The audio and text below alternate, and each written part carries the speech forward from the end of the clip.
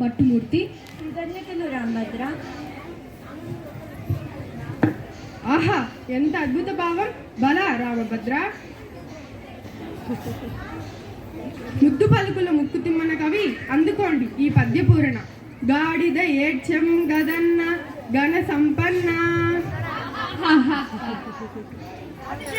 పాడిశేఖర, మానవులలో ఆడిన మాటలు తప్పేవారు కొందరు ఉన్నారు.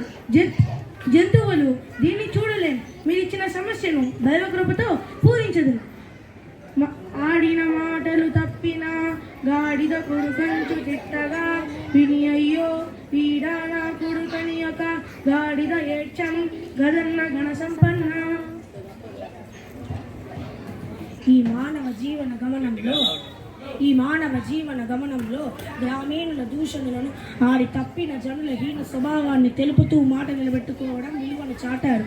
ఆడి తప్పే మనిషిని గాడిద కొడుకని తిట్టినప్పుడు విశ్వాసానికి మారు పేరుగా నిలిచిన జంతువు గాడిద ఏడ్చిందని చాలా గొప్పగా పూరించావు తిమ్మనార్య. చాలా చక్కని పూరణ చేశారు తిమ్మనామాత్య. మహారాజా, దూర్జటి లోకరీతిని భీతి లేకుండా వర్ణించావు. నీకు నీవే సాటి అని నిరూపించుకున్నావు. కృతజ్ఞతలు మహారాజా. ఇదిగో నీకొక్క సమస్య.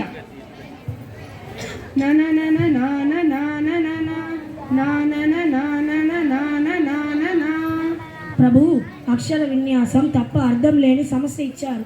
అయినా చక్కగా పూరిస్తాను. నిన్ను నిన్నుగని లయతాల సంగతల గానకల పరిపూర్ణ మానసమ్మున పలుకుని రాగముల మోదము నల్లచు పల్కు నిట్టులను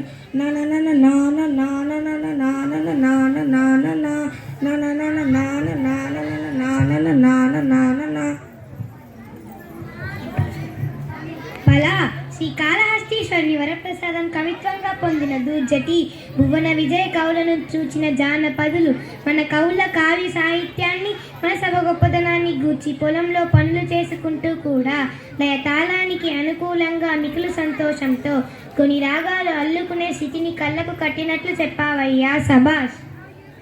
కృతజ్ఞతలు మల్లన.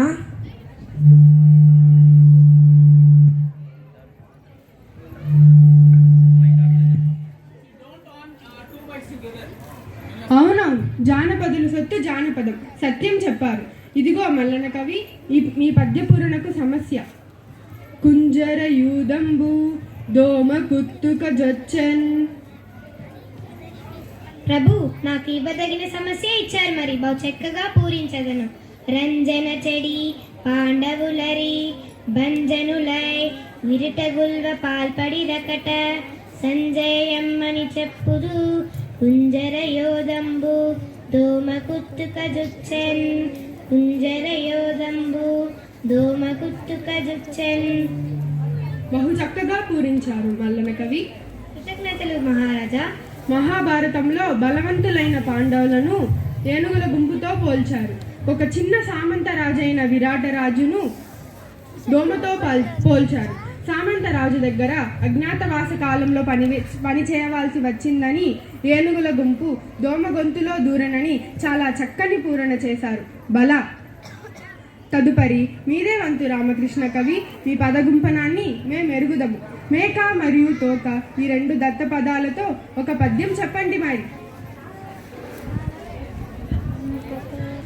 ప్రణామములు ప్రభు. మమ్మేలిన దేవర, నన్ను ఆదేశిస్తే కాదంటానా? ఆలకించని మహాప్రభు.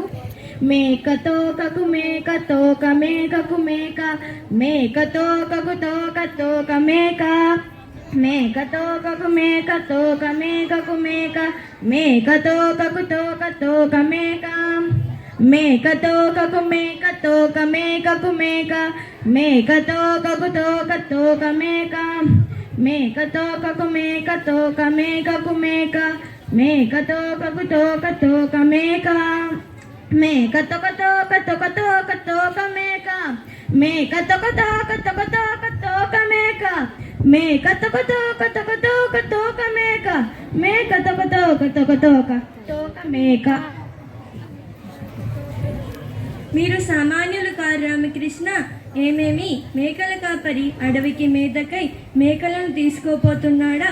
ఒక మేక ముందర పోతుందా, ఆ మేకకు తోక వెనుక బాగాన ఉంటుందని, ఆ తోక వెనుక మరొక మేక ఉంటుందని, ఇలా మేకల మంద పోతున్న తీరును మేకా తోక అన్న దప్త పదాలతో చక్కగా చిక్కగా చెప్పారు రామకృష్ణ.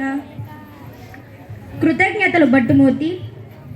శభాష్ రామకృష్ణ కవి, మీ కత్తికి రెండు వైపునా పొద్దునే, అందుకే మీరు వికట కవి అయ్యారు. కృతజ్ఞతలు రామభద్ర. రామభద్ర, గోల్కొండ, మూలముండ, కొత్తకొండ, పూలదొండ ఈ పదాలను ఆధారం చేసుకొని భారతార్థంలో ఒక పద్యం చెప్పండి మరి. చిత్తం మహారాజా, రామభద్రుడైన నాకు భారతార్థ పూరణ ఇచ్చారు, ఇదిగో పూరణ చేసేదను. ఓయి గురు రాజా, నీ కొడుకుత్త గోల కొండవల నుండు మూలముండదింకా బండనమున గెలిపింతు పాండు సుతుల నురగనన్ పూలదండ రేకెత్తకుండా. ఓ కారో పితామహ, నీ పుత్రుడు దుర్యోధుడిది గోలగలిగిన మనసు, ఆకారంలో కొండలా ఉంటాడు, కొంచెం కూడా బుద్ధి బలం లేనివాడు. నా మాట వినండి, యుద్ధం వస్తే అందరూ చనిపోతారు, ఆ పాండవులే గెలుస్తారు. నా మాట వినవయ్యా అని ఆ శ్రీకృష్ణుడు ధృతరాష్ట్ర మహారాజుకు చాలా చక్కని పూరణ చేశావయ్యా రామభద్ర. కృతజ్ఞతలు రామకృష్ణ కవి, చాలా చక్కని పూరణ చేశారు రామభద్ర, సభాష్. తదుపరి మీరే వంతు సూరణ కవి.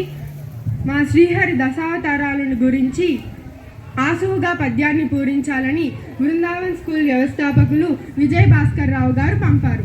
బహు చక్కగా